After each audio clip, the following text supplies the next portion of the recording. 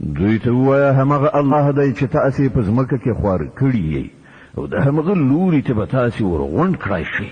دوی وایي که تاسې رښتونی یې نو راوښیي چې دا وعده به کله پوره شي. وایه د دې علم خو له الله سره دی، خو یوازې په ډاګه روښانه خبردارونکی یم. بیا کله چې دوی د خدای هغه وعده نږدې وویني د هغو ټولو خلکو مخونو به بدرنګه شي چې هغوی انکار کړی دی، او په هغه وخت کې به هغو ته وویل شي چې همدا هغه څه دی چې تاسې یې د راتګ غوښتنه کوله. دوی ته ووایه تاسې کله په دې هم څه غور کړی دی چې که الله ما او زما ملګري هلاک کړي یا پر موږ رحم وکړي کافران به له دردناک عذاب نه څوک وژغوري.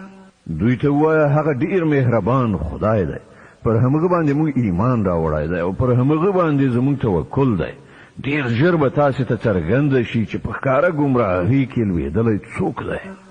دوی ته ووایه تاسې کله دې ته ځیر شوي چې که ستاسې د اړتیا وړ اوبه په ځمکه کې ښکته پرېوځي نو څوک دی چې تاسو ته صافې او روانې اوبه برابروي؟